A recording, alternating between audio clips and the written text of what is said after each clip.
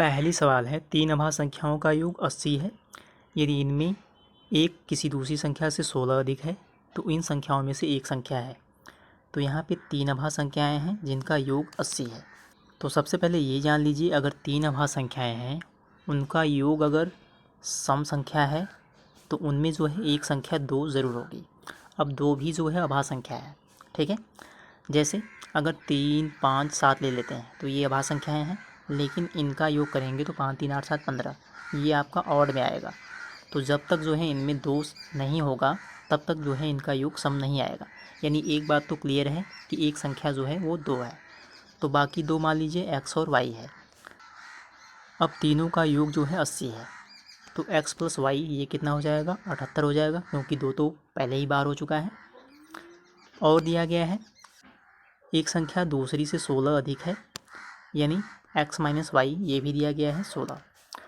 अगर इनको जोड़ दें तो y वाला कट जाएगा, 2x इसका मान आ जाएगा आपका 94।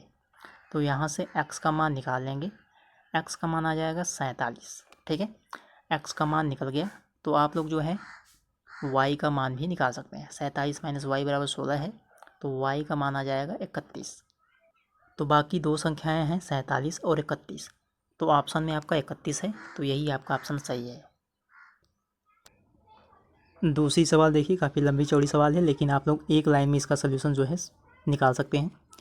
एक स्कूल के छात्रों की संख्या 880, लड़कियों के बीच अनुपात 15:7। कुछ दिनों के बाद 120 लड़कियां स्कूल में शामिल हो गईं। कुछ लड़कों ने स्कूल छोड़ दिया। अब लड़कों और लड़कियों के बीच नया अनुपात 8:3 हो गया। तो स्कूल छोड़ने वाले लड़कों की संख्या मान लीजिए x है। तो टोटल स्टूडेंट कितने हैं, 880। अब इसमें 120 लड़कियां और आ जाती हैं, ठीक है। तो अब कितना हो जाएगा, 1000। इसमें से x लड़के चले जाते हैं, तो नया अनुपात क्या बनता है, 8:3। 8:3 का मतलब क्या है, 8, 3, 11, यानी संख्या जो आएगी वो 11 से कटने वाली होगी। तो 1000 में से क्या माइनस करेंगे कि संख्या 11 से कट जाएगी। तो आपका जवाब होगा, अगर 1000 में से अगर 10 घटा दें तो ये आएगा आपका 990। तो ये 990 जो है वो 11 से कटने वाला है। तो यानी आपका ऑप्शन नंबर जो है पहला वाला ऑप्शन सही है। तीसरी सवाल देखिए, संख्या दी गई 8 से भाग करना है, शेष क्या बचेगा यही निकालना है आप लोगों को। तो 8 से भाग करना है, तो यानी अगर अंतिम 3 डिजिट आप लोगों को अगर पता हो तो उसमें केवल 8 से भाग कर देंगे, वही आपका उत्तर हो जाएगा। क्योंकि आप लोग जानते हैं 8 का डिविजिबिलिटी रूल, अंतिम 3 डिजिट में भाग करने पे अगर 8 से कट जाता है तो वो संख्या भी 8 से कट जाती है। अब यहाँ पे ध्यान से देखिए, 10, 11, 12, 13 डॉट डॉट डॉट 68 है। तो 68 के पहले आपका क्या आएगा, 67 आएगा, ठीक है। तो यानी 67, 68। तो लास्ट के 3 अंक हैं 768। 8 से भाग करेंगे तो 8, 9, 72, 8, 6, 48, 0 आपका जो है शेष बचेगा, ठीक है। और यही आपका उत्तर आएगा। चौथी सवाल है, यदि कोई संख्या ए बी के से गुणा की जाती है तो ए बी बन जाती है 2k - e, इसका मान क्या होगा। तो यहाँ पे कहा गया है ए बी में किसी संख्या से गुणा करना है और वो बन जा रही है ए बी। जैसे अगर 17 है, इसमें किसी संख्या से गुणा करेंगे तो क्या बन जाएगी, 17, 17। जैसे 18 है, इसमें किसी संख्या से गुणा करेंगे तो क्या बन जाएगी, 18, 18। तो ऐसी संख्या है आपकी 101। 101 में अगर किसी संख्या से गुणा करते हैं तो वो कुछ इस प्रकार जो है बन जाएगा। जैसे 27 है, इसमें 101 से गुणा करेंगे तो ये आपका 27, 27 हो जाएगा, ठीक है।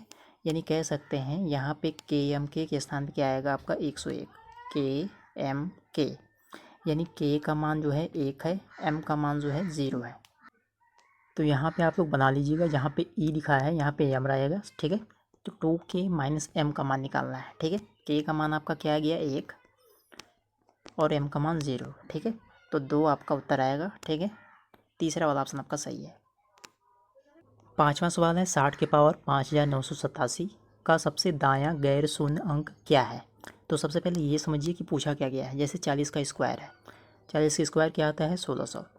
अब दाहिने तरफ से गैर शून्य अंक क्या है आपका, 6, जो शून्य नहीं है। गैर शून्य अंक का मतलब क्या है, जो शून्य नहीं है। तो दाहिनी तरफ से आपका क्या है, 6 है, ठीक है। अब आप लोग हल कैसे करेंगे। जैसे 40 का स्क्वायर है, ठीक है। तो ये आप ऐसे लिख सकते हैं 4 गुणे 10 का स्क्वायर, यानी 4 का स्क्वायर 10 का स्क्वायर, तो 16, यहाँ पे 100। तो आपको निकालना है गैर शून्य दायां अंक।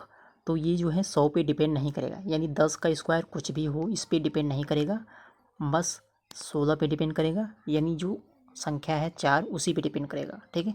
तो अब यहाँ पे आ जाइए, 60 के पावर में लिखी गई है। ठीक है, 5987, 60 के पावर 5987 लिखा गया है।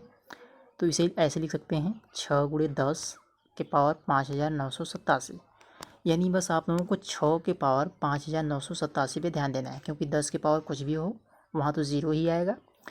तो आप लोग जानते हैं 6 के पावर कुछ भी हो इकाई का अंक तो आता है 6। ठीक है। और अगर 10 के पावर 5987 लेते हैं तो 000 इस प्रकार आएगा, यानी गैर शून्य दायां अंक क्या आएगा आपका 6 आपका उत्तर आ जाएगा। तो ये हो गए 5 सवाल। अगर आप लोगों को वीडियो पसंद आई तो वीडियो को लाइक करिएगा और चैनल को ज़रूर से सब्सक्राइब करिएगा।